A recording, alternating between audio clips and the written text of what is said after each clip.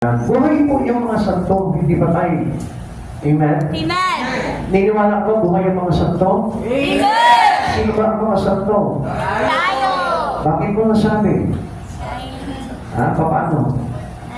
Okay, please dito sa pag-aaralan po natin, makinig po kayo para na sa gano'n, hindi po tayo magkamali na minsan akala natin ito yung saint, ito yung mga tinatawag na saint, pero the saints are alive. Okay, pisa po natin. Sabi po ng Ephesians chapter 1 verse 1, Paul, an apostle of Jesus Christ, by the will of God, to the saints which are at Ephesus, and to the people in Christ Jesus. Sino po yung mga saint na ito? Yung mga tinutukoy niya po dito, yung sulat po, this epistle is, sinulat niya po ito, was written to send it to the Ephesus. So, sa madaling salita, buhay yung kanyang sinusulatan. Tama po ba doon? At hindi po patay yung sinusulatan po dito ni Apostol Pablo. At hindi po patay yung kanyang tinatawag na mga saint. Okay, who are the saints? Tingnan po natin. Sabi dito, a saint is a holy or godly person. That was we know. Everyone know that a saint is a holy or godly person. A saint is a very patient, unselfish person. Yan, puro kabutihan po yan, ano? In the New Testament, a saint is any Christian believer. Yung mga mananampalatayang Kristiyano kay Kristo. Ito po yung approval. The Bible agrees with the third definition, which is, in the New Testament, a saint is any Christian believer. If you are a believer of Christ, ang tawag po sa atin ay saint. At sa Tagalog, hinirang. Amen! Hindi po yan. Pag sinabi po natin saint, absolutely, ang papasok agad sa isipan natin yan is about holiness. Tama? Amen. Pero ito po yung dapat naman talaga mangyari sa mga believers of Christ. Ito po yung dapat na sa mga hinirang na tayo po ay magkaroon po ng attitude of holiness, tayo po ay maging saintly in living. Yun po yung mga tinatawag na saint. Kaya nga, if you are a follower of Christ Jesus, you must be a saint. Meaning, mabuhay po tayo in a saintly nature. Ibig sabihin, sa pamumuhay na banal, sa pamumuhay na malinis, at sa pamumuhay na kung saan nakaayon kay Kristo Jesus.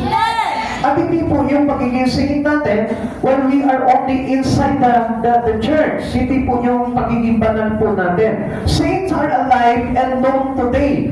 Yan, nakikilala po natin ngayon. Buhay ang mga santo na kung saan believers of Christ Jesus. Saints are not just those declared to be so after death. So, ang ibig sabihin po dito, hindi pag napatay ka na dahil naglilingkod ka, ay saint ka na. At titignan po natin dito na kapag tayo po ba ay talaga naglilingkod sa Panginoon, sabihin natin you are a believer, a follower of Christ Jesus, namuhay ka ba talaga into a saintly nature? Namuhay ka ba talaga into a righteousness of God? Namuhay ka ba talaga na patuwid? Namuhay ka ba talaga na kalugod-lugod sa Panginoon? Namuhay ka ba talaga na walang batik at walang pagkakasala? Mga kapatid sa Panginoon, ang pagiging saint po, ang pagiging believer of Christ, ay talaga nakabase po yan sa pamumuhay ng isang tao. Hindi porke pumapasok sa church that was saint. Hindi porke naniniwala kay Kristo that was saint. Hindi porke gumagawa sa Panginoon that was saint. Sino po yung mga saint dito na tinutukoy ng ating Panginoon? Yung mga tao na sumusunod talaga sa kalooban ng ating Panginoong Hesus Kristo. Now, how do we know? Paano natin malalaman na buhay talaga ang mga saint at hindi yung mga patay? Okay, tingnan po natin. Unang-una, Paul wrote to the saint. Yung kanyang sulat ay naka-address sa mga buhay na mananampalataya. We only write letters to the living. Tayo sumusulat po tayo sa mga buhay at hindi po sa mga patay. Like for example, halimbawa, you send messages, katulad po nung kanina yung kapatid po natin na sinasabi niya through our cellphone, pwede natin abutin yung mga mahal natin sa buhay na nasa malayo para po bahagian ang salita ng Diyos. Sino po itong mga mahal natin sa buhay? Yung mga patay po ba? Hindi. Yung mga buhay. Sino Sila po yung dapat na makareceive ng mga mensahe ng ating Panginoon dito sa kasalukuyan nating pamumuhay. Because kapag tayo po ay namatay na, it is sabihin po natin na baka hindi natin alam kung saan po tayo patungo, where life destined, sa langit pa o sa lupa pa yung ating patutunguhan. Kaya we cannot address or we cannot send messages to them anymore dahil patay na sila eh. Kung sila man po, inabuhay po sila in the second nature, marahil nandun sila sa piling ng Panginoon. Pero kung hindi naman sila naniniwala sa Panginoon, o they ignore a lot of things that given to them and to be learned about saintly living, ano po mangyayari doon? Nandun po sila. Kaya nga mga kapatid sa Panginoon, we address our letters, our message from God to those who alive. Amen. Sa mga taong buhay. Paul wrote to the church members who were alive at that time. Ang sinunanay niya po dito, yung mga miyembro ng iglesia. Sabi niya po dito sa Ephesians, ulitin po natin, Ephesians chapter 1 verse 1. Paul, an apostles of Jesus Christ, by the will of God, to the saints which are at Ephesus, and to the faithful in Christ Jesus. Yung mga tapat na namumuhay, tapat na naglilingkod, tapat na sumusunod sa Panginoong Jesucristo. They are the saints that called by Paul. Amen. Sila po yung mga hinirang ng ating Panginoon.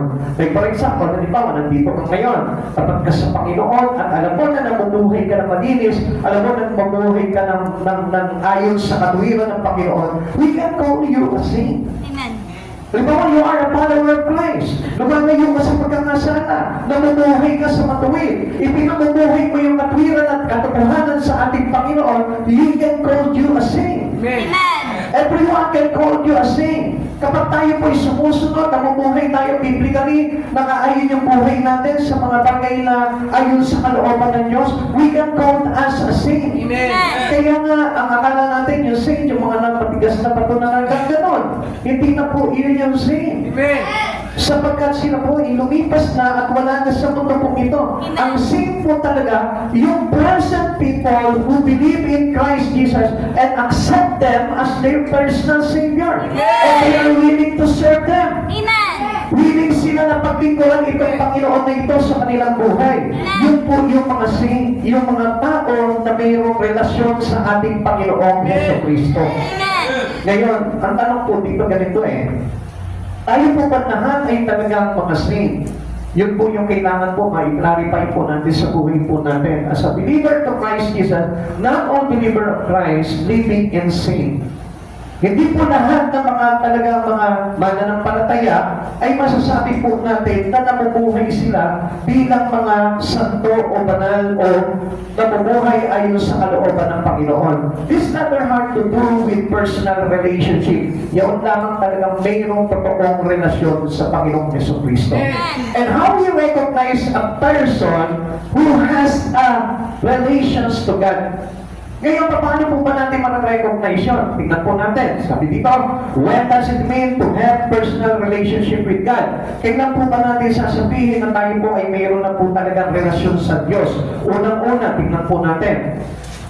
Kapag tumating po sa atin sa punto na kung saan pastors and others were instructed to perfect the saint, yung kapag yung mayroon ng mga lingkod ng Diyos na nagtuturo sa iyo. Mayroon ng lingkod ng Diyos na kung saan humihirang sa iyo. Mayroon ng mga lingkod ng Diyos na pinapainam na yung iyong mga bagay pagdating sa Espiritu. Amen. At yan po natin makikita, marirecognize. Tingin po kayo dito.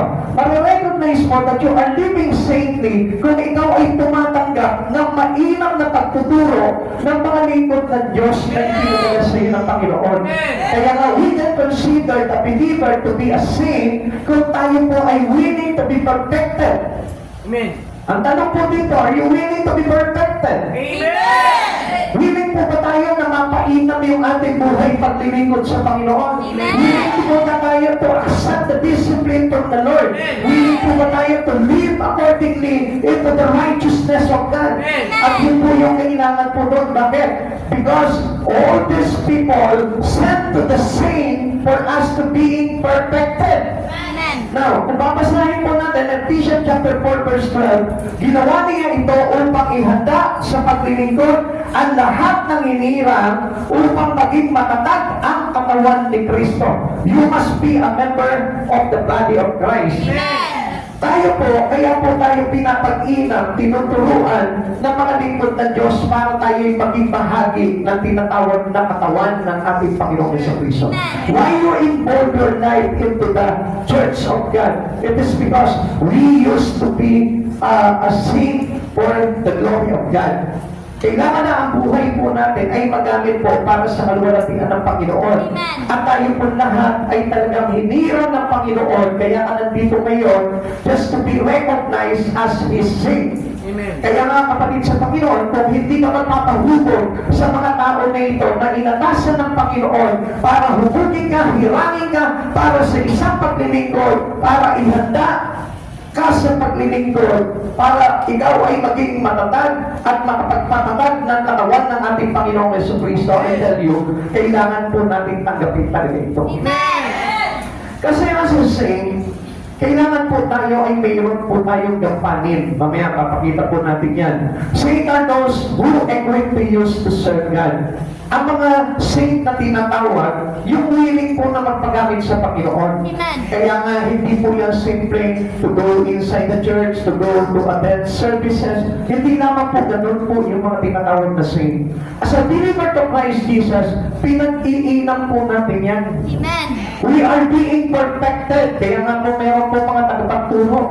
Kaya po kayo nandito ngayon kasi ang ginagawa ng Panginoon, anong ginagawa niya? Ginawa niya ito upang ihanda sa paglilingkod ang lahat ng mga hinirang upang maging matatag ang katawan ni Kristo.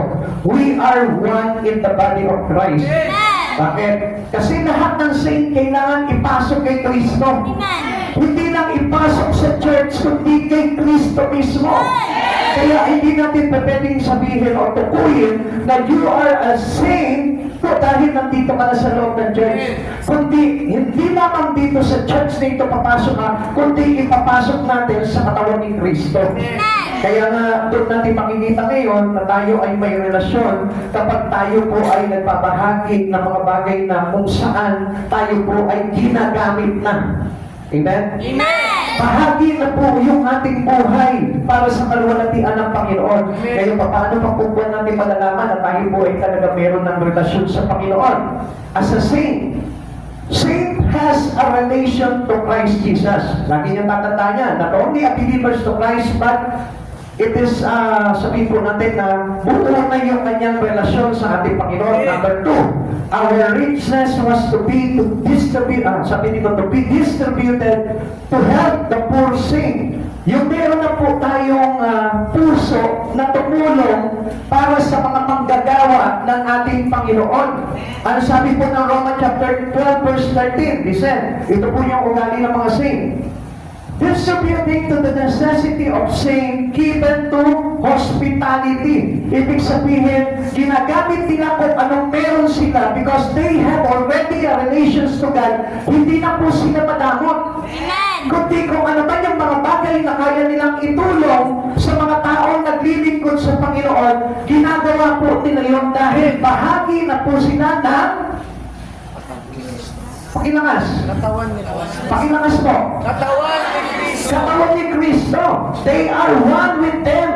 They are one with all the saints. Amen. Kaya nga po, kapag tayo po ay napasok na po kay Kristo, tayo po nagiging generous na po tayo. Amen. Nagiging hospitable na po tayo sa kapwa po natin na mananampalataya. Amen. At yan po natin makikita na tayo po ay may relasyon na sa ating Panginoong Jesucristo kapag tayo po mismo ay mayroon na tayong pusang pagbabahagi ng mga bagay na meron po tayo for the glory of all saints. Amen. Kasi yung mga ginagawa po natin na ito, most especially pag ginawa mo sa mga believers of Christ Jesus, ginawa mo na po yan sa Panginoon. Amen. Kaya kung mapapansin po natin, ang sabi sa atin ng Panginoon, binihisan niyo ako, inalagaan niyo ako, dinalaw niyo ako, pinakain niyo ako, inalagaan niyo ako nang ako'y may karamdaman. Saan? Kailan po ginawa po nila yun? Tanong po nila. Doon sa mga maliliit na kapatid po natin. Ngayon mga kapatid sa Panginoon, kung makikita po natin ito, yan po yung trabaho ng mga saint. Amen. At dito po natin makikita po talaga na nakalaan na po yung buhay natin for the glory of Christ Jesus. Kaya tayo po ay nabubuuan ng relasyon sa ating Panginoon. Amen. Kapag ganito na po yung ating gawain pagdating sa Panginoon, hindi na po tayo nakikipagkasarili na, di ba, kung minsan, titipid po natin, no? Many believers of Christ, ano po yung iniisip po nila? Many Christians today, ano yung iniisip nila? Pagkagising pa lang sa umaga, yung pangangailangan na agad ng pamilya nila, yung pangangailangan na ng sarili nila, yun ang nasa isip nila. And that was not the same. They only believe Christ, but they are not saved. Sapagkat ang saved po talaga, bahagi na po yan ng iisang katawan. Amen. Bahagi na po yan ng kabuuan ng mga santo, at mga banal. Kaya nga mga kapatid sa Panginoon, kapag tayo po ay talaga mayroon ng buong relasyon sa Panginoon, yung ating concern ngayon lumalawak na, lumalago na. At yung nagiging concern mo, not only to your own self, hindi na lamang sa sarili mo, kundi sa mga bagay na may kinalaman na kay Kristo Jesus. Romans chapter 12, verse 9 to 13. Maging tunay ang inyong pagmamahalan, kasuklaman ninyo ang masama at pakaibigin ang mabuti. Pagmahalan kayo bilang mga magkakapatid at pahalagahan ninyo ang iba ng higit sa pagpapahalaga ninyo sa inyo. Diba? Nagkakaroon na po tayo ng concern sa bawat isa. Kapag halimbawa, marunong ka na magbigay dyan sa katabi mo, marunong ka na mag-share ng blessing sa katabi mo, o doon sa mga tao na hindi mo kilala dito, na tapat na naglilingkod sa Panginoon, I tell you, you are being a part of the saint. You are being a part of one body. Tuloy po natin, verse 11. Magpakasipag kayo at huwag maging tamad. Buong puso kayong maglingkod sa Panginoon. Hindi po tayo kailangan tamad pagdating sa paggawa sa Panginoon. Kaya nga kung mapapansin po natin minsan, di ba, mag-worship na lang po tayo, parang nahihirapan po tayo. Kaya nga, God's praying that is slothfulness. Amen. Pinapray sa atin yung pagiging slothful natin. Ayaw ng Lord ng tamad na Kristiyano.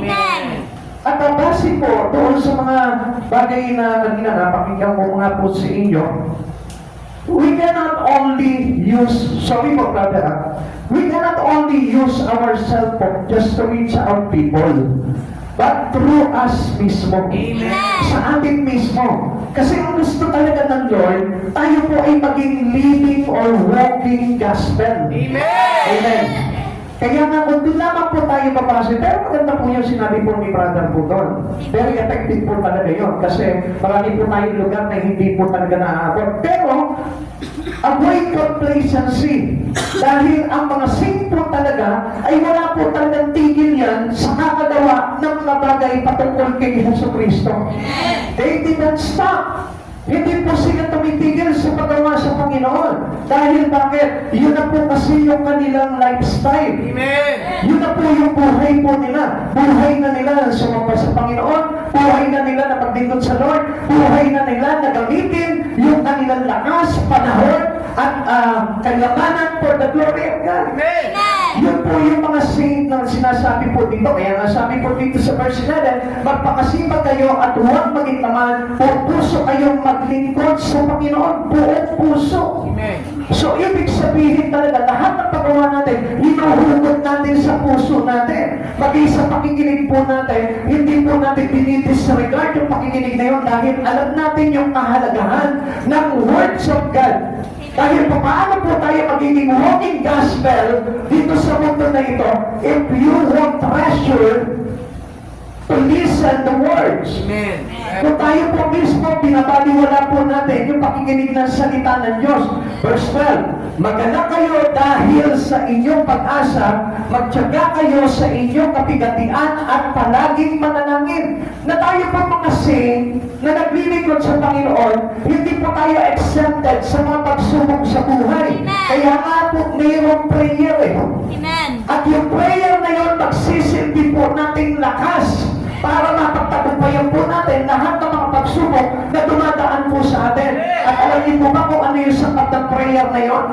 Kaya nga we address our prayer to Christ Jesus sapagkat sino ang magbibigay sa atin lakas to overcome these temptations in life, no other than but Christ Jesus. Philippians chapter 4 verse 13. I can do all things through Christ who strengthen me. Through Christ. Siya yung lakas. Amen. Now, ang isang bagay na ito, umaasa po tayo dito, sometimes we deceive, bibigyan naman ako ng lakas ng Panginoon eh. So, kaya-kaya ko yan. Kaya nga, we cannot have that strength from the Lord if we won't read the Scripture. Kung hindi tayo nagmapasa ng salita ng Diyos. Amen. We cannot only say to Satan when we are tempted, kapag tayo po'y tinutokso ni Satan, hindi natin pwedeng sabihin kay Satan, I heard from a pastor, I heard from somebody the words of God. Amen. No! I personally encountered the words of God in me. Ako mismo nabasa mo, ako mismo natunghayan mo, ako mismo naka-experience nito. Yun yung panlaban po natin sa tukso. Kaya po tayo, meron po tayong lakas. Kaya nga, don't ever say to Satan, I heard from somebody, I heard from the people that to the place, I heard from the pastor, I heard from the preaching. No, hindi ka katakutan ni Satan. Ikaw mismo, kailangan magkaroon ka as a saint to Jesus. Kailangan magkaroon ka ng personal encounter to the words of God. Amen. Kaya nga napakahalaga po ng salita ng Diyos. Dapat huwag kayong matitilag sa upuan ninyo. Kailangan talagang mapakinggan po natin ng lubos yung salita ng Diyos.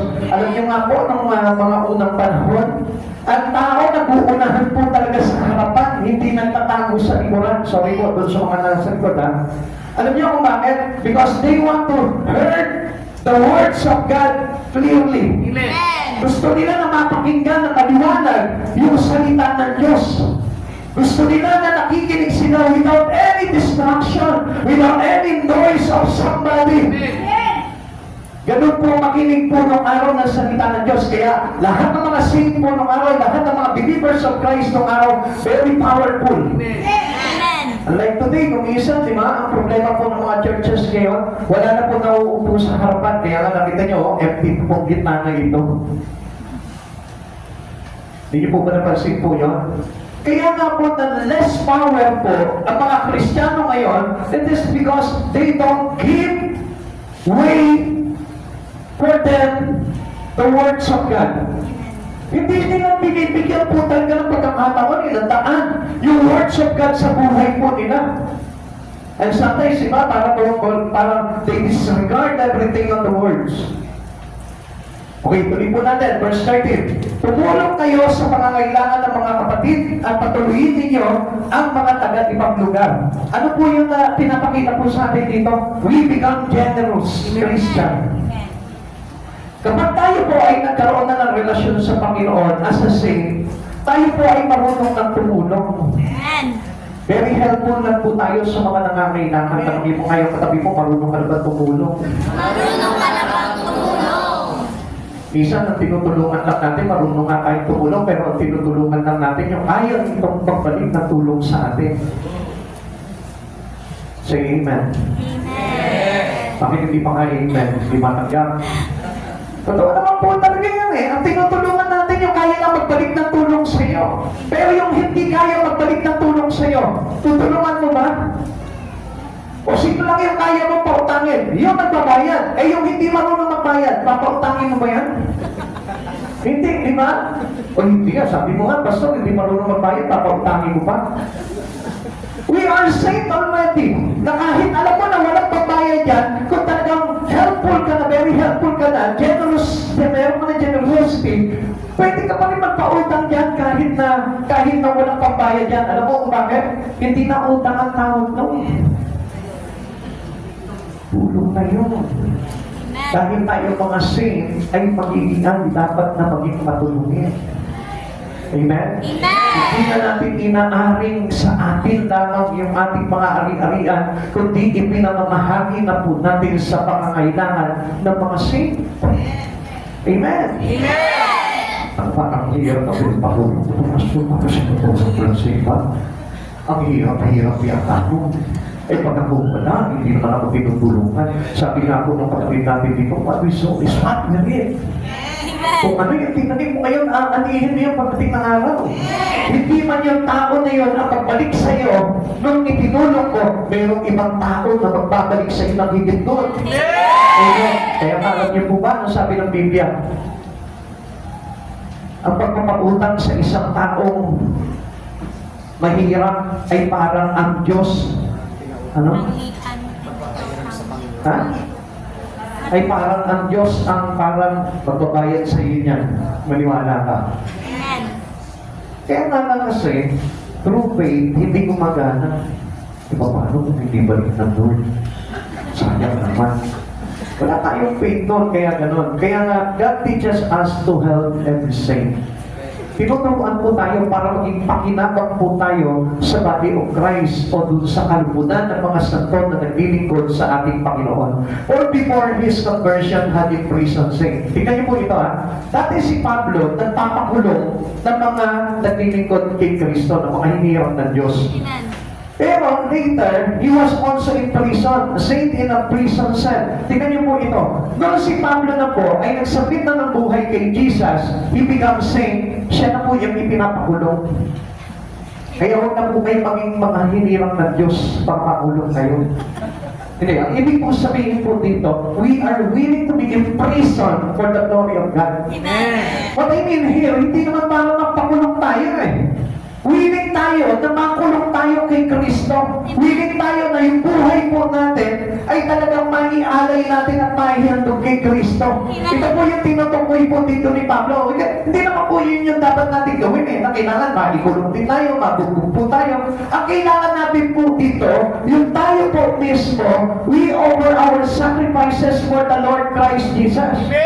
Yung ating lakas, yung ating makakayanan, yung ating mga bagay-bagay sa buhay, yun po yung parang maihandog natin sa Panginoon. Because we are in prison in Christ Jesus already. Tayo po ay nakakulong na dapat kay Kristo at ang buhay natin for the glory of Him already. Kaya nga alam niyo po, marami po mga Kristiyano din po ngayon at the place of persecution, marami pa rin po nakukulong. Papalag nga po tayo dito, isipin nila naman po yung dapat po natin gawin po dito. Yung tayo po ay gumawa sa Panginoon. Pero yung mga tao po, doon sa lugar na kung saan mayroong mga persecution, may mga pag-uusig, binubugbog, kinukulong yung mga Kristiyano doon na nagpapahayag kay Kristo. Pero it is so very hard for them to proclaim the gospel. Pero alam niyo sa atin dito, libre po tayo, pero hindi natin magawa po yun. Dito sa atin, pwede tayo gumawa na walang tigil. Never stop doing everything into the glory of God. Kaya natin gumawa ng mga bagay na yun. Clearly, alam niyo, every believers, lahat yan masisipag dapat. Lalo-lalo na, especially dito sa bansa po natin, dapat tayo mga believers of Christ dito, masisipag po tayo. Bakit? There is no persecution here. Ang magpe-persecute lang sa dito, pamilya mo. Magpe-persecute lang sa dito, kaibigan mo. Eh, hindi ka naman mamatayin yan. Amen? Amen. Hindi ka naman bubugin yan.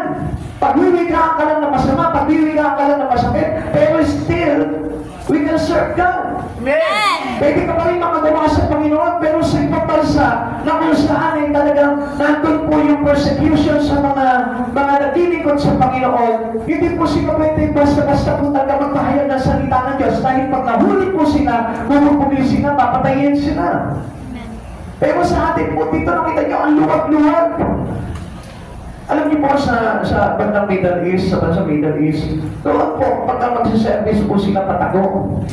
At nakasampo pa po yung kwarto pinagdadausap po nila doon para hindi po sila marinig. Samantala tayo, open na open tayo dito, pero hindi tayo makasigaw. Diba? Kapag nag-worship tayo, hindi natin ma-voice out yung ating papuri sa Panginoon. Pero alam niyo po ba, sa bansa po ng Middle East po, doon po yung kanilang pinagkakausap po ng pagsamba, nakasoundproof po yun. At palihim po sila na pumapasok isa-isa doon para lang magdaos po ng pagsamba. Dahil gusto nila na mapatunayan po talaga sa Panginoon that they are belong to the same. Tayo dito, wala na tayo dapat na ikatakot. Pero kung minsan natatakot pa rin po tayo, may sigaw yung pagsamba natin sa Panginoon. Kahit maninig po tayo dyan sa labas, wala namang po mahuhuli sa atin na magkukulong at magbubugbog. Amen. Kaya nga, as a saint, if we have already relations to God, we are free to express our worship to Jesus. Libre tayo mga kapatid sa Panginoon. Libre tayo na gamitin yung ating lakas, yung ating panahon, yung ating oras, yung ating mga kayamanan. Pwede natin magamit sa Panginoon.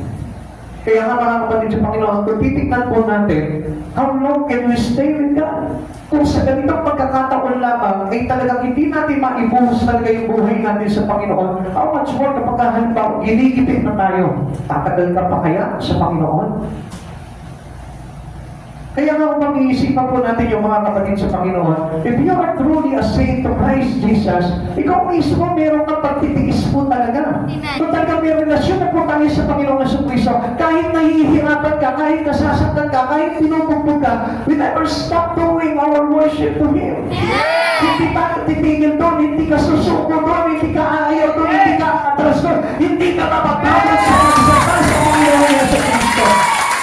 Why? Because you are a true saint.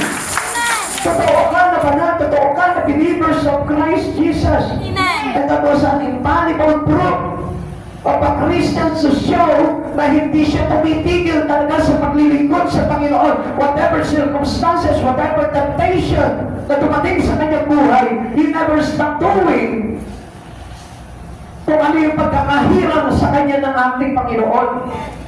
Ngayon, paano pa ulit natin makikita na buhay talaga ang mga saint? Ikalawa, the Bible's outline the responsibilities of the saint. Kung parang pinapakita at binabalangkas po ng Biblia kung ano po ba yung tungkulin po talaga ng isang mananampalataya sa Panginoon. Hindi po tayo mananampalataya ng Panginoon. Halimbawa, nandito ka na, ano po? Pati sa Panginoon, tingnan niyo po ha, mayroong mga responsibility ang isang lingkod ng Diyos. Isa mga kapatid sa Panginoon, we are all saved right here. Tayo lahat. Tingnan nyo ha, kung minsan nandito na po tayo, pero yung ating responsibility to God, hindi natin nagagampanan. Like for example, listening and hearing the words of God, hindi natin po binibigyan po talaga ng too much attention. Hindi tayo nakapokus. Minsan, mapapansin po natin, alam niyo mo, kahit na po sabihin niya, mayroon po kayong mga dalang mga babies, mga anak, kailangan nakapokus ka pa rin sa Panginoon. Hindi po tayo nadidistract ng mga bagay niyon because we are a saint who is hunger and thirsty for the words of God. Amen. Hunger and thirst po palagi tayo. Pagdating sa salita ng Diyos, hindi ka nawawala dyan sa iyong kinalalagyan and you still focusing your mind, listening the words of God because you are a saint. Alam niyo po ba kung anong kalakasan ng saint? Yung pong tumanggap siya ng responsibility through Christ Jesus. Amen. Kapatid, ikaw meron ka na bang responsibility as a saint? All saint has responsibility to Christ. Saint had responsibilities to do or to apply. Kailangan po yan, required po yan. Not only to listen the words of God, yung alam po pakikinig ng salita ng Diyos, hindi na po natin ma-perfect eh. Yung pa po kayang responsibility. Kaya nga, focus on listening the Word of God. Amen. Do not be distracted. Amen. Huwag kayo papayag po nun kasi hindi natin makikita kung ano yung responsibility natin sa Panginoon sapagkat through the words of God, through listening to the words, doon natin makikita po talaga kung ano yung responsibility na ibibigay po sa atin as a saint. Tingnan po natin sa Ephesians chapter 5 verse 3. Itong mga bagay na ito, as a saint, tungkulin natin po ito na iwaglit sa buhay po natin. Sabi ng Ephesians chapter 5 verse 3, but fornication and all uncleanness and covetousness, let it not be one's name among you, all as becometh saint. Ano sabi po dito? Isang tungkulin po natin, not only our ministry, but to avoid all these things. Amen. O ngayon, tingnan niyo mga kapatid sa Panginoon. Bakit marami pong mga Kristiyano today na meron pa rin pong mga ganitong bagay? Namumuhay pa rin po sa mga baluktot na pamumuhay. Because they are not focused on the Word of God. And sometimes the temptations comes along kapag hindi po tayo focus sa salita ng Diyos. Amen. Kasi yung responsibility natin, not only to serve God, but to avoid those things that is unwanted to every Christian as a believer of Christ Jesus. Tayo po mismo, inaaboy po natin yung mga bagay na yun. Kaya nga mga kapatid sa Panginoon, sin needs to be clean and be safely living. Tayo po mga hinirang ng ating Panginoon, kailangan po tayo mabuhay sa isang malinis na pamumuhay at sa banal na pamumuhay kay Kristo Jesus. Now, saan po ba natin matatagpuan yung kabanalan na yun? Yung pamumuhay sa kabanalan na yun? Yung pamumuhay sa kabanalan na yun, it is about our responsibility that we do for the glory of Christ Jesus. Amen. Yung ating responsibility, kapag ginagawa na po natin yan sa Panginoon, ang ibig sabihin niya, pamumuhay na po yan to be clean. Amen. Pamumuhay na po yan into a saintly living. Amen. Kasi wala pong saint na matutukoy na hindi gumagawa sa Panginoon. Amen. Na hindi nagpapalinis ng kanyang buhay. Amen. Actually, every one of us has that temptation in life.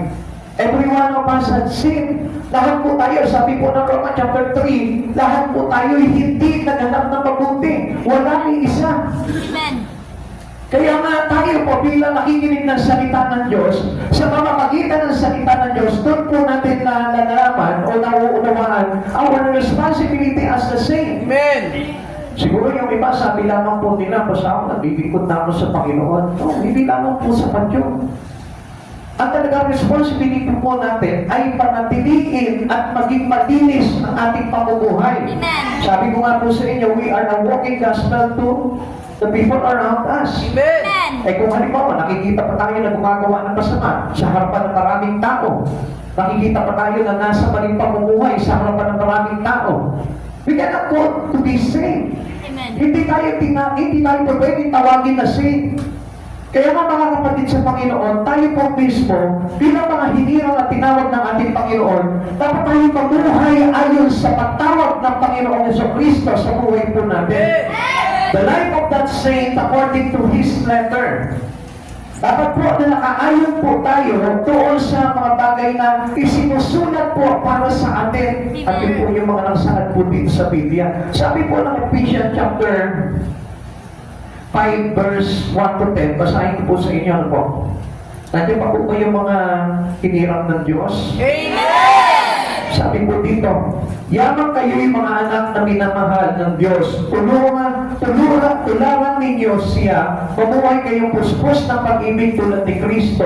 Dahil sa pag-ibig sa Diyos, inihandog niya ang kanyang buhay bilang mahalimuyak na hangin sa Diyos. Ang sabi dito, tulad ni Kristo Jesus, inundog niya yung kanyang buhay bilang mahalimuyak na hangin sa Diyos. Kayo'y mga hinirang ng Diyos, kaya hindi dapat mabanggit lamang sa inyong usapan ang anumang uri ng pagigibin, karumihan, o pag-iimbot. Kayo, sabi dito, kayo din ang anumang malaswa o walang kabuluhang usapan at pagbibiro, di nararapat. Sa halip magpasalamat kayo sa Diyos, alam ninyo na walang bahagi sa kaharian ng Diyos ni Kristo at ng Diyos ang tao mapakigapit, mahalay, o mapag-imbot. Sapagkat ang pag-iimbot ay pagsamba sa Diyos-Diyosan. Take note, yung pong words na pag-iimbot, marami po ang nasasakupan niyan. Amen. Usually, sa buhay po natin dito sa mundo, marami pong pangklase ng pag-iimbot. Like for example, ano po ba yung pag-iimbot? Pagnanasa. Saan po ba nagnanasa ang tao? In the things of the world. Amen. Sa mga bagay sa mundo, nagnanasa tayo na magkapal ng maraming pera, nagnanasa tayo na magkaroon ng maraming mga bagay-bagay sa buhay, nagnanasa tayo sa mga bagay sa laman. Amen. Kaya nga itong mga bagay na ito ay pinapaiwasan po sa atin sapagkat ang pag-iimport ay pagsamba sa Diyos-Diyosan. Amen. Isang uri ng pagsamba sa Diyos-Diyosan. Kaya nga kapag ang isang tao na humaling na po into a sin of covetousness, yan po yung nagiging pagpagsak ng Espiritu natin bilang mananampalataya kay Kristo. Verse 6, huwag kayong padaya kaninuman sa pamamagitan ng mga pangangatwirang walang kabuluhan, sapagkat dahil sa mga gawang iyon, ang Diyos ay napupuot sa mga suwail. Ano sabi po dito? Hindi po tayo kailangan mga tuwiran. Amen. Amen. Na kapag tinutuwid po yung buhay natin into the word of sin, ang ibig sabihin niyan, dapat nagpapatuwid po tayo. At kapag halimbawa, bilang mga saint, tayo po ay nagkasala, willing po tayo na i-accept yung circumstance o yung consequence ng ating kasalanan through Christ. Amen. Tayo po mismo, willing po tayong tanggapin yung pagtutuwid ng Panginoon sa buhay po natin. Kaya nga po tinatawag sila mga suwail eh. Kapag hindi po sila marunong magpatuwid sa kanilang mga pagkakamali, ang sabi po muli dito, kaya huwag kayong makikisangkot sa kanila. Kapatid sa Panginoon, tayo po mismo, kapag meron po mga ganong tao na hindi marunong magpatuwid sa Panginoon, pinalayuan po sa atin yan. Amen. Because ang Diyos mismo ayaw niya na tayo po'y makisangkot sa mga ganong klaseng tao na matitigas ang ulo at ayaw po magpaturo, magpabago sa ating Panginoon. At ang tawag po ng Diyos po dito, suwail. Kaya ano sabi dito? Kaya nga napupuot ang Diyos sa mga suwail. Verse 8, dati nasa kadiliman ang kayo, ngunit ngayon ay nasa liwanag sapagkat kayo'y sa Panginoon na mabuhay kayo gaya na nararapat ng mga taong naliwanagan. Sapagkat ang ibinubunga sa pamumuhay sa liwanag ay pawang mabuti, matuwid, at totoo. Lahat ng mga saint ay namumuhay na sa liwanag. At ano na po yung pamumuhay po ng mga taong tinawag at hinirang ng Panginoon? Sila'y nabubuhay sa liwanag, ay ang kanilang pamumuhay sa liwanag ay pawang mabuti, matuwid at totoo. Amen. So makikita po natin po yun, ano po. Kaya nga ito pong mga sabi po dito, na sinulat po dito ay para sa atin, para magpatuwid ng ating buhay and to be for us to stay or to keep our saintly living. Amen.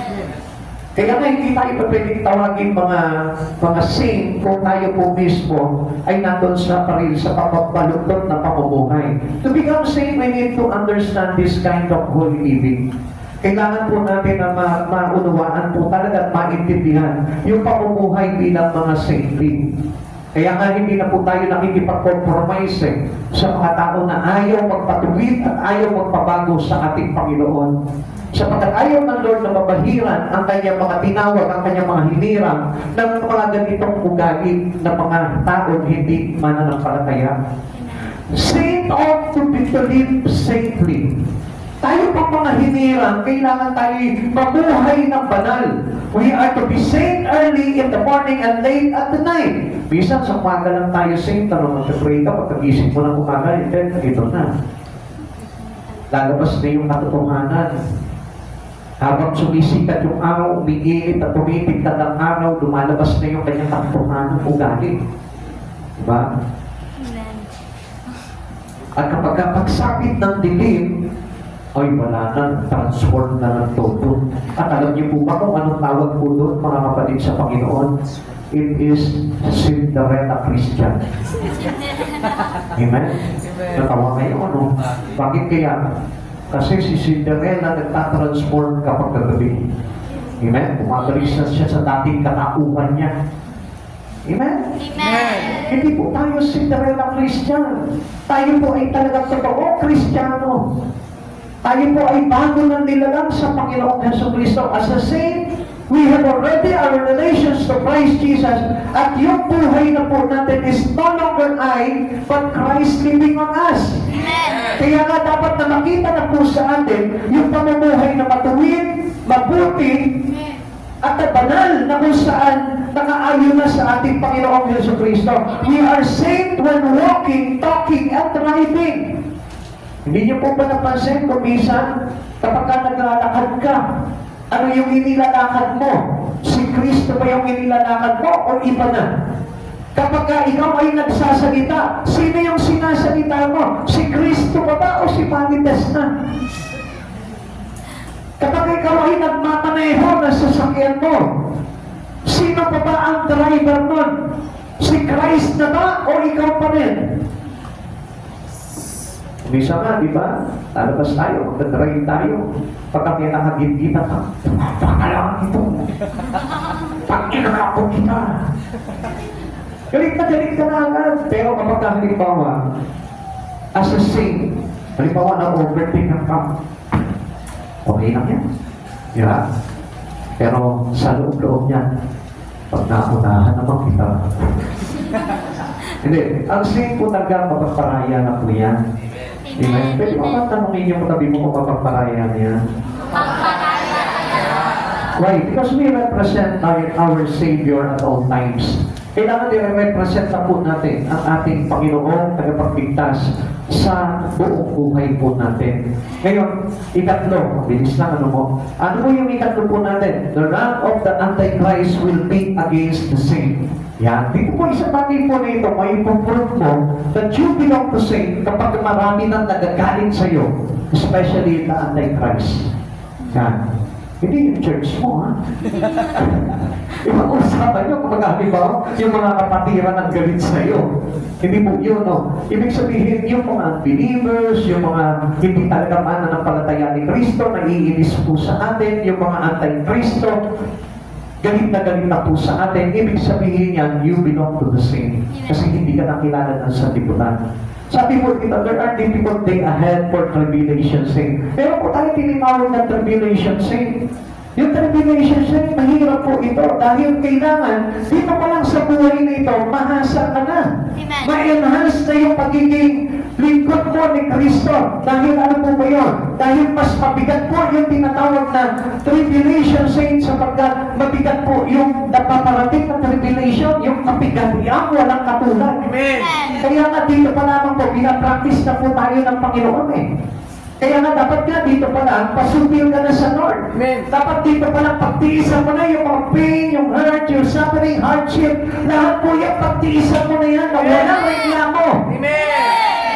At dapat po na makita po sa atin na masaya po palagi tayo na naglilingkod sa Panginoon na kahit sabi mong inaalimulan ka, pinapahirapan ka, inaalipin ka, kahit na sabi mong argabyado ka palagi sa labanan, but still, we are doing our responsibility as a saint to Christ Jesus.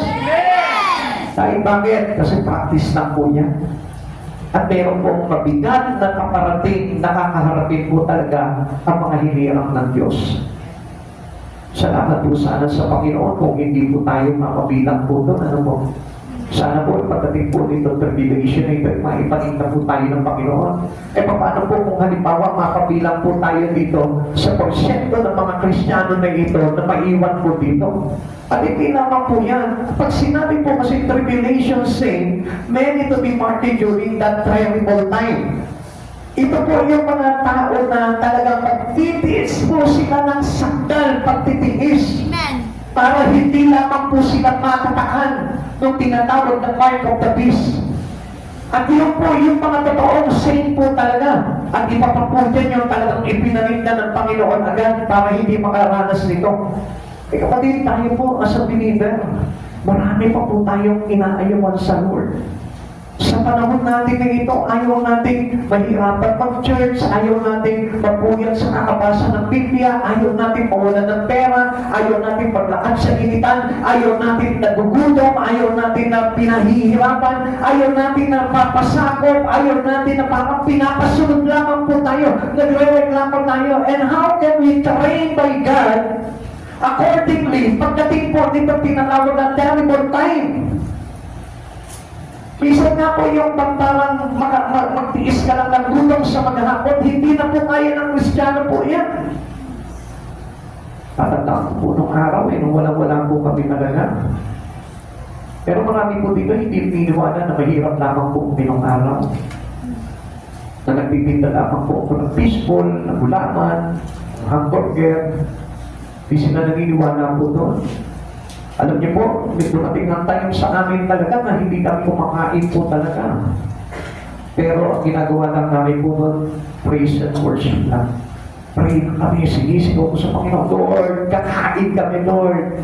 Kahit natin nag-umpisa kami ng umaga pa naman, hanggang hating gabi, nagpag-pray ka, wala dumarating na pagkain. Still, we believe on God and keep on praying. Pero ngayon, isang kapag wala pang ulam, wala pang ulam. Ang tagal na nga, nagugutom na ako. Naalala ko lamang po yung mga panahon na yun. Dati sumasala kami, nagpupong mga gapon, walang kain. Pero ngayon, yung mga kasapang sa bahay, pagka wala ng pagkain. Pakikita mo, pagka gulay ang ulam, kung umuyayang, kita-kita mo na ayaw nila. Ang dami ko yan. Pero kapag halimbawa, lechon manok, lechon, adobo, pagkasubo niya, lunok agad. Pero mahahalata ang mga Kristiyano matiis. Pagkagulay ang ulam, makita mo ang tiyagang mumuya niya. Tapos yung kanin yan, gaganyan lang marami yan. Pero pag fried chicken ang ulam yan, magtitigi-tigi sa kaldero yan. Nakita niyo na yung mga pagtitigis, ano? Kaya nga kung ngayon pa lamang hindi po tayo kaya magtiis ng hirap at hindi tayo kaya magsakripisyo for the glory of God. Pagdating nito tinatawag na terrible time o kaya naman tayo mapabilang doon sa tribulation saint, mahihirapan po talaga tayo maging martyr. Sapagkat yung magiging martyr po nila ay talagang daranas sila ng talagang napakabigat na pagsubok sa kamay po ng Antikristo. Pahayag chapter 13 verse 5 to 7, pinahintulutang magsalita ng kayabangan ang halimaw, lumapastangan sa Diyos at maghari sa loob ng 42 buwan, nilapastangan nga niya ang Diyos, ang pangalan ng Diyos, ang tahanan ng Diyos, at ang lahat ng nakatira dito. Listen ha, tandaan po natin itong verse na ito. We are saved. And we are not doing this kind of things into the body of Christ. Tama po ba yun? Amen. Mga kapatid sa Panginoon. Tuloy po muna natin verse 7. Pinahintulutan din niyang digmain at lutigin ang mga hingirang ng Diyos at binigyan siya ng karapatang mamahala sa bawat lipi, lahi, lipi, wika at bansa. Okay, listen to this, people of God. The deceiver is here. Nandito na. And they are around us. Nandiyan lang yan. Kaya nga kapag tayo po ay hindi talaga parte ng mga hinirang ng Panginoon, ito marahil gagawin po natin into the body of Christ. Magiging tayo rin mismo, lalapastanganin po natin ang Diyos, ang pangalan ng Diyos, ang tahanan ng Diyos, ang lahat ng nakatira dito, meaning lahat ng mga naglilingkod doon. Kaya nga mga kapatid sa Panginoon, ingat po tayo because the deceiver is around us. Amen. Nandiyan lamang po siya. Amen. Nakapaligid lamang po yan and they are always deceive Christian. Kaya ingat po tayo. Sabi po ng Mateo 24, maraming paparito sa aking pangalan, huwag kayong maligaw. Amen. Marami silang maililigaw. Kaya nga dapat we are being trained accordingly into the letters that sending to us as a saint. Amen. Tayo yung pinadalan ni Pablo ng sulat. Tayo yung pinadalan ni Jesucristo ng kanyang sulat. At itong Biblia na ito ay dapat na maging bahagi ng ating pagkahirang sa ating Panginoon. At gusto ko po na malaman po ninyo, we are going to do these things sapagkat tayo po ay mga hinirang ng Diyos. Hindi natin dapat napastanganin ng Diyos, ang pangalan ng Diyos, ang tahanan ng Diyos, at ang lahat na nakatira doon. Amen. Tayo po mismo ay dapat kaisa kay Jesucristo. Sapagkat alam niyo po ba mga kapatid sa Panginoon, ang akala po natin kasi kung minsan, tayo po ay nandun sa kalagayan na kung saan okay naman. Pero, every one of us can be deceived by Satan. Kaya nga kailangan mag-ipaingat po tayo eh. Satan is always a roaring lion. Lagi po siyang handang sumakmal. Kaya nga tayo po mismo ay nagiging mapagbantay sa ating paglilingkod sa Panginoon para lang sa ganun hindi tayo madaya ng kaaway. Paano po tayo para hindi tayo madaya ng kaaway? Just focus your life into the words of God. Huwag mong bibitawan ito. Amen. Dapat keep on reading and meditating the words of God. Amen. Kailangan ipinamumuhay mo ito. Always do your life or living in the life of the words. Amen. Kailangan mamuhay tayo sa salita ng Diyos at hindi tayo mamuhay bilang ano? Katulad dito na lumalapastangan sa ating Panginoon. Amen. Kaya nga mga kapatid sa Panginoon, mayroong words of God para dito po tayo tumipende. At at hindi sa sarili natin makakaya, sapagkat ang diablo, ang lumapastangan sa Diyos at sa mga bagay sa Diyos ay pinahintulot na pagsalita ng kayabangan ang halimaw, lumapastangan sa Diyos at magali sa loob ng 42 buwan. Ang ibig sabihin po nito, pwede rin po tayo maging parte nitong diablo na ito kung tayo po ay hindi talaga nakahubog sa salita ng Diyos. Kaya nga, lahat po tayo kailangan po talaga na mag-aaral ng words of God. Kaya hindi niyo po napapansin, marami po talaga, they are unwilling to listen to the words of God. Bakit? Because of this attitude of the beast. Amen. Ano yung attitude ng beast po dito? Arrogante. He is boastful. Saksakan ng yabang. Kaya nga, ang kabaligtaran po niyan sa mga hinirang ng Diyos, mapagpakumbaba, mapagparaya, mapagpasakaw, at marunong sumunod sa Panginoon Jesucristo. Yan po yung trademark ng isa pong tinatawag na hinirang ng Diyos. Meron siyang pagpapakumbaba, meron siyang pagpaparaya, meron siyang pagpapasako, meron siyang pagsunod sa ating Panginoong Jesucristo.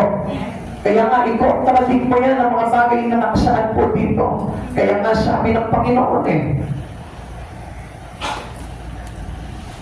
laban siya sa mga mayayabang, subalit He gives favor to a humble. Kaya mga kapatid sa Panginoon, to avoid all these things, we need to bring our life into the gospel, into the words of God. Kailangan dalhin mo yung iyong buhay dito sa pamumuhay sa salita ng ating Panginoon. Amen. Not for us to be deceived. Kaya nga marami po, galing po talaga sa pagdidisiplina ng Panginoon. Alam niyo po kung bakit? Kasi nga po, na-deceive na sila nito pong diablo na ito. Na-deceive na po sila ng halimaw. Tignan niyo po wala pa po tayo dyan sa panahon na yan, pero laganap na po yan. Amen. Kaya hindi po ba natin napapansin, marami po tao anong nangyayari. Ayaw na po magpahubog into the words of God. Ang gusto na lamang po nila ng kanilang paglapit sa Panginoon ay nakapasi na lamang po sa kanilang mga sariling kagustuhan na lamang. And that was a part of an end time. Trials of most saints today are small in comparison. Kung papasinin po natin sa kanilang mga naging trials po sa panahon po nila, sa trials po natin yung napakaliit na lang. Sabi ko nga po sa inyo ngayon, hindi lang kumain ng 1 meal, nagagalit na. Pero po, ng araw sa panahon po nila, 3 days, 4 days, 5 days, hindi sila kumakain. Amen. Ngayon, ang mga Kristiyano ngayon, mapagalitan mo lamang po dahil sa maling ginawa po nila, nagagalit na, umaayaw na. Pero sa kapanahunan po ng mga alagad, pinuputok sila, kinukulong sila, pero still, they keep on serving Christ Jesus. Ang layo na sa panahon po natin, Why? Kasi yung pong deceiver is very rampant At yun na yung madalas na pinapakinggan ng mga tao sa panahon po natin ngayon, yung pagdamaya ng kaaway, not knowingly, na sa pagkakakala po nila na sila po ay nasa maayos pa po na kalagayan. Amen. Kaya nga, we submit our life into the words of God. Used to submit your life into the words. Para na sa kanon, hindi po tayo mapaglalangan ng kaaway. Pahayag 16 verse 6, ang mga nagpadanak ng dugo ng mga hinirang ng Diyos at ng mga propeta ay binigyan mo ng dugo upang kanilang inumin, iyan ang nararapat sa kanila. Tignan niyo po itong verse na ito, mabigat po ito. Even the water that you will drink, because you are an enemy to a prophet. Isa ka sa mga kaaway ng mga lingkod ng Diyos. Anong gagawin sa inyo ng Diyos pagdating ng araw? Ito po yung matinding parusa. Yung tubig na iinuman mo, hahaluan ng tugo ng mga patay. Siguro akala natin ito, biro-biro lang Kaya nga sabi diyan, iyan ang nararapat sa kanila. It is a verse. Amen. Sa mga lumapastangan, sa mga hinirang, pinaparusahan po ng Diyos yan sa pamamagitan ng pag-inom ng tubig na may halo ng dugo ng mga pinaslang. ibig sabihin ito? Literally, iinom ka ng tubig na may dugo? Actually, hindi yun. Pag sinabing dugo, ibig sabihin, yung pait ng dinanas nitong mga hinirang na ito na nilapastangan. Ano ba yung pait na yun? Yung dinanas nilang hirap, topli-topli dugo yun. Sa ipaparanas doon sa mga lumapastangan. Kaya nga kapatid sa Panginoon there is always consequences doon sa mga lumalapastangan, sa mga hinirang ng ating Panginoon. At hindi po tayo makakaligtas doon sa mga bagay na yun sapagkat ang Diyos mismo ang nagtalaga doon sa mga taong lapastangan pagdating sa mga hinirang niya. Kaya nga, as a saint, a part of Christ Jesus believer, tayo po mismo ingatan po natin yung ating pagkahirang sa atin ng Panginoon. Amen. Huwag po natin hayaang malapastangan natin ang Diyos, malapastangan natin ang tahanan ng Diyos, malapastangan po natin yung mga hinirang ng Diyos. Huwag po natin hayaan po yung bagay niyon sapagkat tayo po ay part ng ating Panginoong Jesucristo and we are not a part of the peace. Amen. Yung mga ganong attitude po is a attitude of the peace. Say it to overcome then and now by the blood of the Lamb. At yung po dugo na yun ng ating Panginoong Jesucristo, yun din po yung magiging tagumpay na magbibigay po sa atin. Maya chapter 12 verse 11, nagtagumpay ang mga ito laban sa Diablo sa pamamagitan ng dugo ng Kordero at sa pamamagitan ng kanilang pagpapatutuo ng salita ng Diyos. At buong puso nilang inihalay ang kanilang buhay hanggang kamatayan din. Gusto ko magtagumpay. Gusto ko magtagumpay. Sinabing tagumpay, ang ibig sabihin niya, gusto ko maligtas pagdating ng araw. Ito yung bagay na dapat po natin gawin, no? Ayan. At sa pamamagitan ng kanilang pagpapatutuo ng salita ng Diyos, hindi niyo po ba alam, very effective ang mag-share ng words of God sa maraming tao. Amen. Sapagkat tayo po ay itinuturing na hindi lang ng Diyos kapag tayo ay nagpapahayag ng mabuting balita ng ating Panginoon. Mga kapatid sa Panginoon, better to learn how to listen to the words. And after learning to listen to words, you must learn to proclaim this gospel to all. Ikaw mismo, practicein mo na ngayon na maiproklama o maipahayag yung salita ng Diyos sa maraming tao. Learn to listen to the Word of God, and after learning learn to listen to the Word, ngayon naman ang gagawin mo ngayon, ipahayag mo naman. Amen. Ito yung magsisecure po ng kaligtasan po natin, na tayo po ay kaisa sa mga nagliligtas at hindi po tayo kaisa ng mayroong halimaw na yun na nagpapalaganap ng paglapastangan sa Diyos. Amen. Kaya ingat po tayo doon, mga kapatid sa Panginoon. Hindi lahat ng Kristiyano ay talagang nagbibigay parangal sa Panginoon. Maraming mga Kristiyano na huwad na kung saan lumalapastangan na po sa biyaya ng ating Panginoon sa pagkakahirang sa bawat isa po sa atin. Ika-apat po, the saint will return with Christ to reign. Pagdating po ng araw, pag naghahari na po, paghahari na ng ating Panginoon, tayo po ay kasama niya. Sabi po, dito, walking in God's enabled Enoch to see the future coming kingdom. Alam niyo po ba, mga kapatid sa Panginoon, hindi man po natin nagawa yung katulad po nung kay Enoch. Pero kaya natin sikapin na pagdating ng araw ay mapabilang po tayo sa paghahari ng Diyos. Amen. Yun ay kung gagawin po natin, yung naaayon sa nakasaad po dito sa Biblia.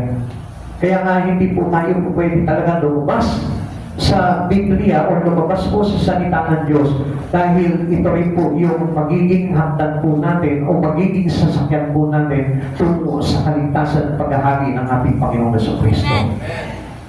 Sabi po ng Jude chapter 14, tungkol din sa kanila ang pahayag ni Enoch na kabilang sa ikapitong salinlahi mula sa kay Adan. Sinabi niya, tingnan ninyo, dumarating ang Panginoon kasama ang kanyang libo-libong mga banal na anghel. Kapatid sa Panginoon, we must be one of them soon.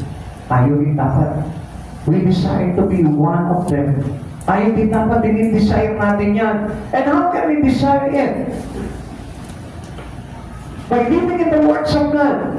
Yung tayo po ay mamuhay sa salita ng Diyos at hindi lamang po sinasalita, kundi ipinamumuhay ng ganap. Amen. Kaya nga mga kapatid sa Panginoon, pag nakikita na po talaga sa atin, yung pamumuhay na nakaayon sa salita ng Diyos, sure win na po yun, tagumpay na po natin yun.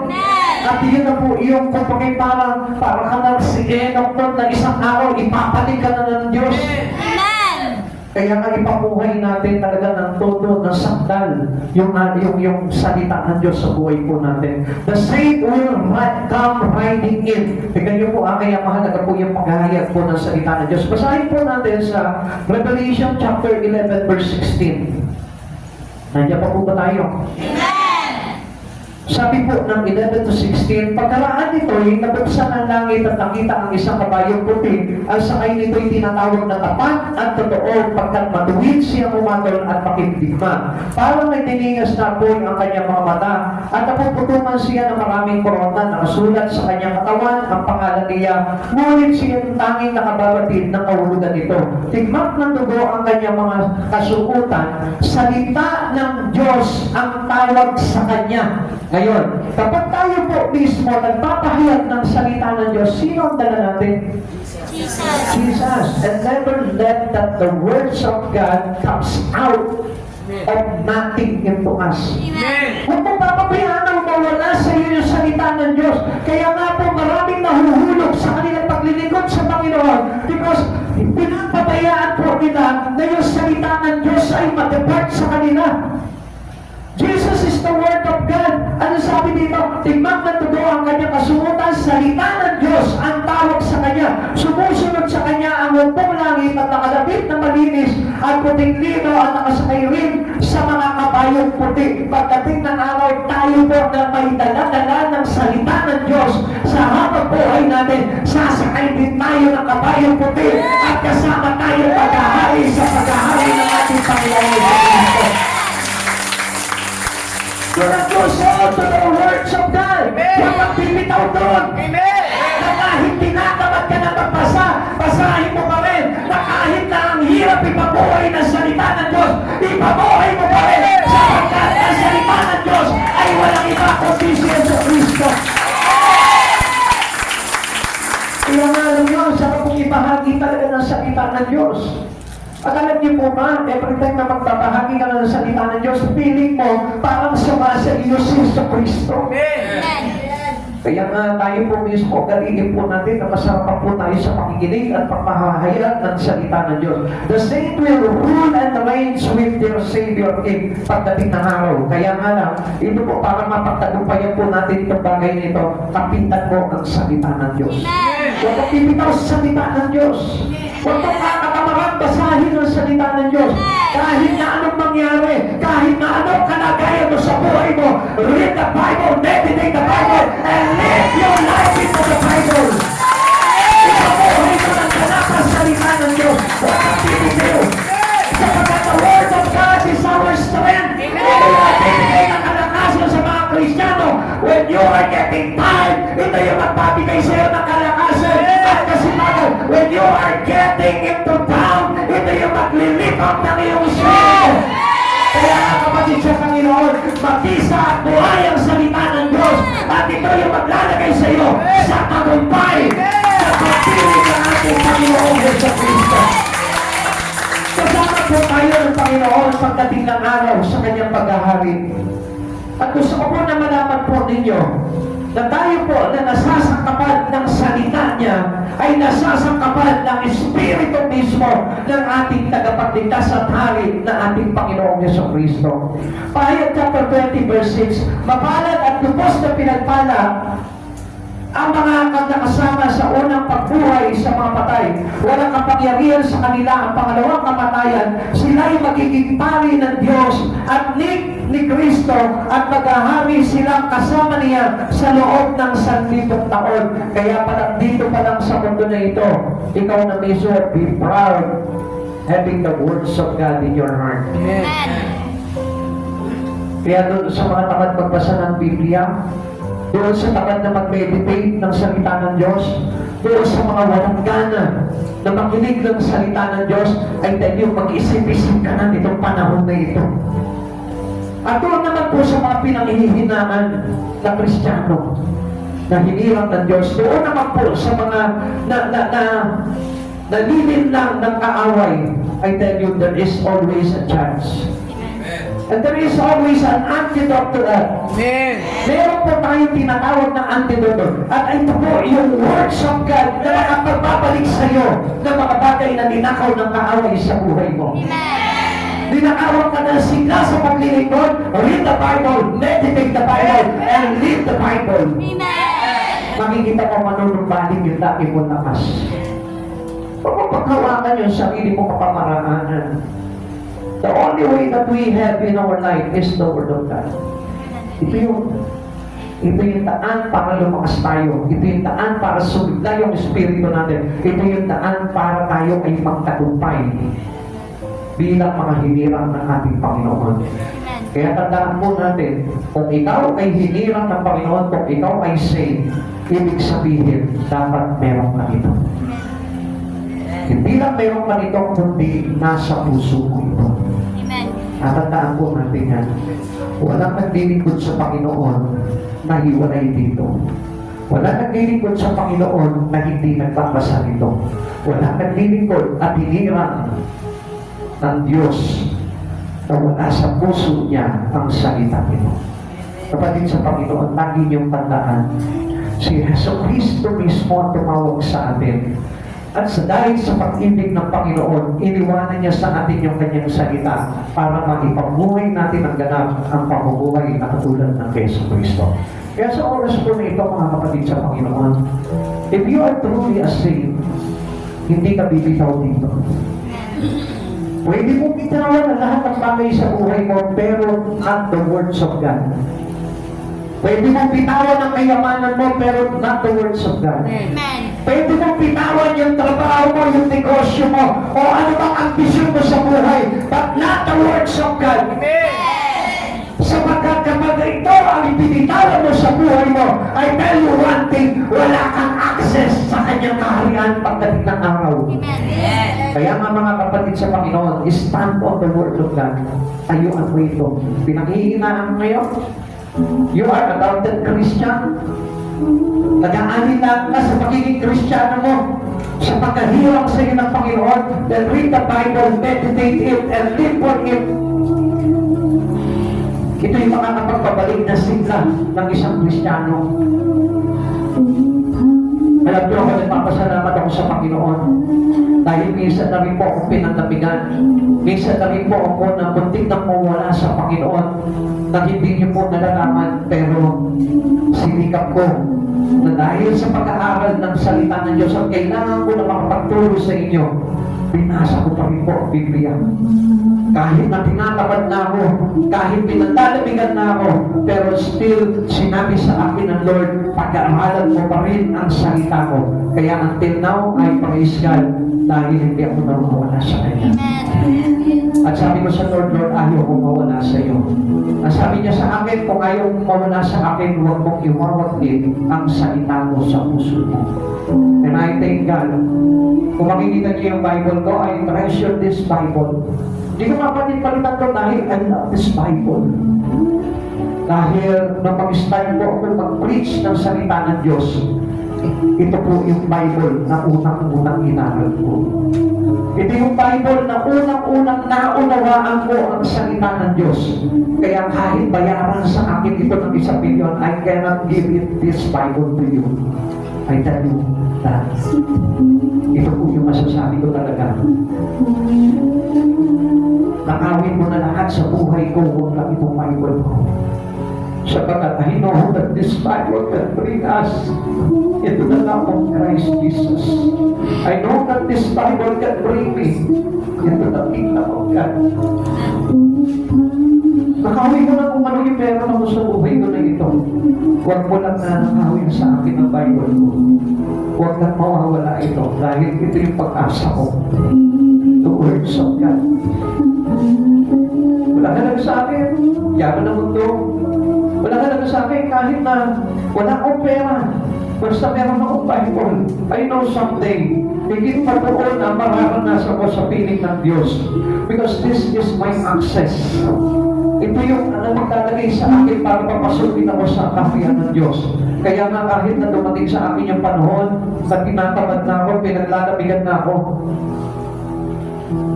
ito pa rin yung bumuhay sa akin. At ito rin po yung ma-i-advise ko sa inyo. Nawawala ka na ng gana, nawawala ka na ng tiwala sa paglilingkod mo, nawawala ka na ng halaga sa mga bagay sa Panginoon. Then read this. Basahin mo yung Biblia mo. Yakapin mo and praise it. Yakapin mo ng todo itong Biblia mo. Bago ka matulog sa gabi, basahin mo ito. Pagkagising mo sa umaga, basahin mo ito. At ang totoo mo talaga nagigirang ng Diyos. Hindi mo mapapit sa Kanya kung kahit saan siya magpunta. Sapagkat makakalimutan mo na ang lahat ng bagay, huwag lang ito. Dahil ito yung susi para magtagumpay ka sa buhay na walang hanggan. Ano mo, pera, hindi ka naman kayang dalhin. Aanin mo, maraming sasakyan. Hindi ka naman kayang dalhin doon. Aanin mo yung pag-aarang tahanan. Hindi ka naman kayang dalhin doon. Aanin mo yung magandang negosyo, magandang trabaho. Hindi ka naman kayang dalhin doon. Pero gusto kong malaman mo, if you have a simple Bible, kahit sira-sira na yung Bible na yun, pero ginagawa ko kayamanan sa buhay mo, ito yung magdadala sa iyo kung sa buhay na walang hanggan, sapagkat ang salita ng Diyos ay walang iba kundi si Yesu Cristo. Amen. Sa oras nito, mga kapatid sa Panginoon, alam ko po na marami po sa atin nahuhumaling po sa mga bagay sa sanlibutan na ito. Nahuhumaling sa pagkita ng salapi, nahuhumaling sa pagpapayaman, nahuhumaling sa mga bagay na ginagawa nila mga sanlibutan. Isa lamang po ang solusyon dyan, magbasa ka ng Bible. Meditate the Bible day and night. Kung may problema ka, kung meron ka mga kabigatan, kabiguan sa buhay, basahin mo ito, magpatagumpay ka. We are a saint. Ang mga santo, ang mga banal, ang mga hinirang ay nabubuhay sa pamamagitan ng salita ng Diyos. Kaya mga kapatid sa Panginoon, I ask you to have this and to love this. Mahalin mo ito. Huwag lang meron ka nito, kailangan ibigin mo ng sobra-sobra ang salita ng Diyos. Huwag kung may bitiwan na ito, bitiwan mo na ang lahat sa buhay mo, huwag lang ito. Kapatid, sa oras nito, nangyayari ka tumayo. And if you have your Bible, just leave it when you worship God. Leave your hands, your Bible.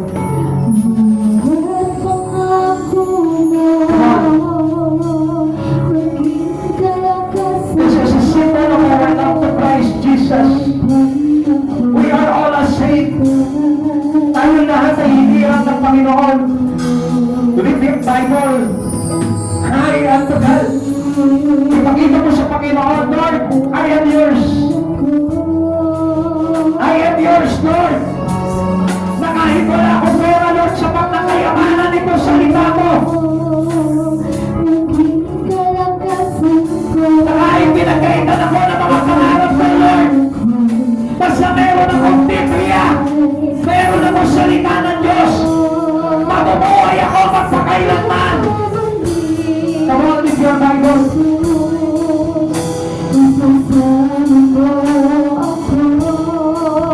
Mahalin mo yung Biblia na yan.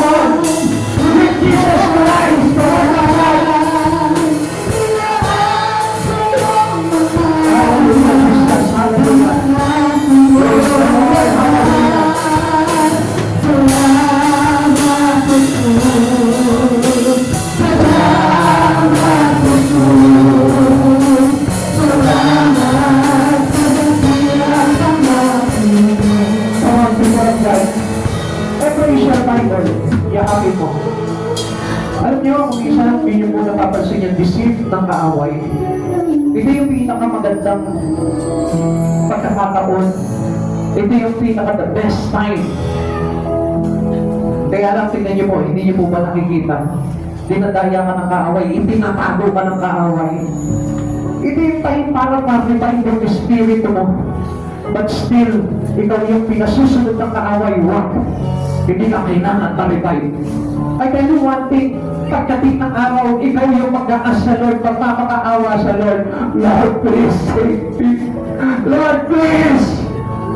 Get me in, oh Lord, let me in! Ikaw mismo yung iiyak sa Panginoon. Sasabihin mo sa Lord, Lord, papasukin mo ako sa kawian mo. Pero wala na. Kasi pinakinggan mo ang diablo sa sinungaling, saksakan ng yabang, panalo, lapastangan sa Diyos. Come on. Ikaw yung magiging susi para sa kaligtasan ng tao. Huwag mong hayaan na ilayo ka ng diablo kay Heso Kristo. Hindi natin kayang pagpalakihan ng Diyos. Tayo mga hinirang ng Panginoon. No one can contradict God in our life. Because we are not from the east. We are belong to Christ Jesus. Tandaan mo, may pag-asa pa. Doon sa mga katabi mo na mga ng Bible, share your Bible. Come on, ipayakap mo sa kanya yung Biblia mo. Dito po ako sa likod, may mga walang Bible. Come on, share your Bible. You are a saint. And you must winning. Yakapin mo siya. Hindi, huwag mo bibigay yung Bible mo. Ikaw mismo, yakapin mo siya na walang Bible. Come on, yakapin yung dalawa yung Bible mo. We are a saint. At tayo mga saint, marunong po tayo na magbigay. Marunong po tayo na mag-share. Come on, meron pa po ba dito walang Biblia? Diyan sa likod, taas ang kamay po ng mga walang Biblia po dyan. Meron pa po ito, no? Lalaki kailangan. Come on. Come on, magyakap kayo. Sige, yakapin nyo. Embrace Christ Jesus. He is the Lord. Huwag kang tingnan. Pick your Bible. Tamahin niyo yung Biblia niyo. Huwag kang tingnan. Tamahin mo yung salita ng Diyos. Si Jesus yung tinatawag na salita ng Diyos.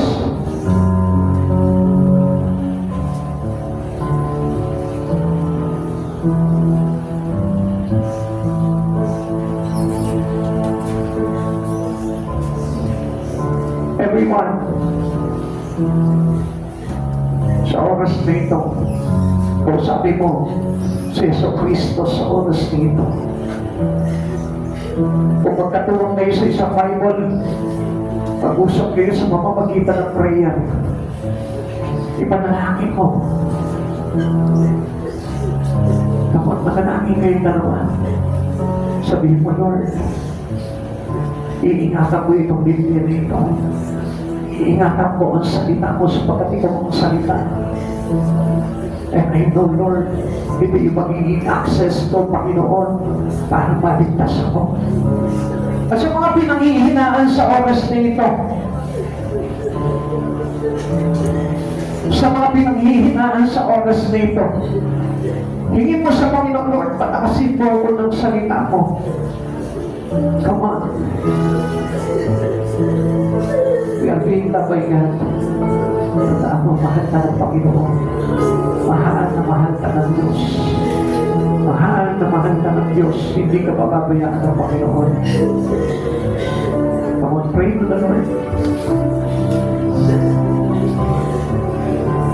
Ama naming Diyos, within the words of you, God, in our heart, lahat kami, Panginoon, nauuhaw sa iyong salita.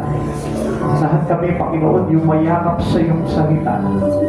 Sapagkat alam namin, Panginoon, kami mga hinirang mo, Panginoon.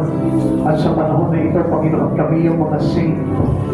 Tinawag mo kami, Panginoon, upang mabuhay ng banal, mabuhay ng ayon sa iyo, Panginoon Jesus. At sa oras nito, Lord, bigyan mo ng kapangyarihan ng bawat Biblia na hawak nila, na hawak namin, Panginoon. Bigyan mo ng kapangyarihan ko, Panginoon, to transform our life accordingly in Christ Jesus. Panginoon, nagyan mo ng kapangyarihan mo ang Biblia, Lord. Silang pinangihinaan, palakas ito. Silang may mga doubt. Bigyan mo sila ng kapangyarihan ng pananampalataya at pananalig sa iyo. Sila mga nawawala ng pag-asa, Lord. Bigyan mo sila ng malaking pag-asa. Sila mga inaagaw ng kaaway, Lord.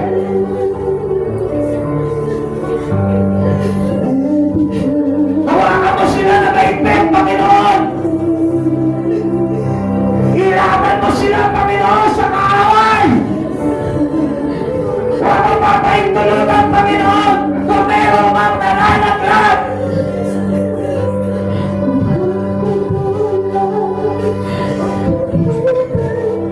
Come on, ask the Lord.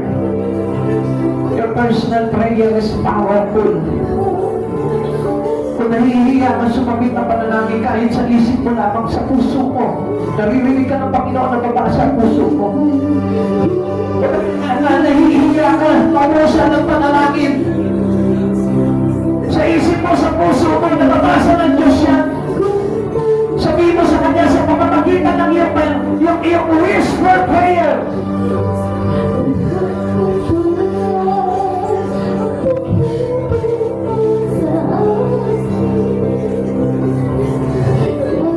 Lord, hinihiling mo sa oras na ito, Lord. Alam ko marami nanghihina sa church na ito, Lord. Palalakasin mo sila! Palalakasin mo sila, Lord! Sa pangalan mo, Panginoon Jesus! We are a mighty Saint, Lord! We are a strong Saint, Lord!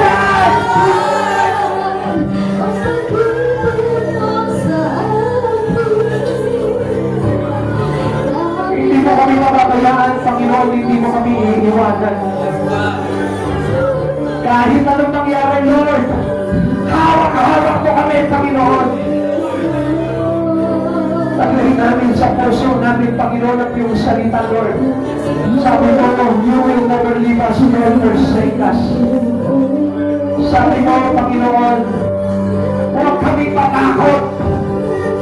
Sasamahan mo kami hanggang sa dulo ng sanlibutan ito, Lord.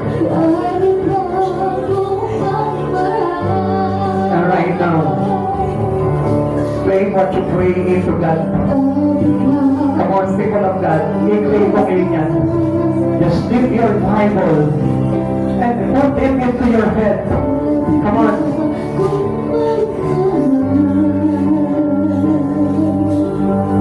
From the top of your head to the tip of your toe, papadaluin ni Yesu Cristo ang kanyang banal na salita sa bawat ugat, sa bawat area, sa bawat buto, sa bawat muscle, sa bawat laman mo, sa kaluluwa mo, sa espiritu mo. Dadaloy ang espiritu na nagbibigay buhay, si Yesu Cristo na nakapagligtas.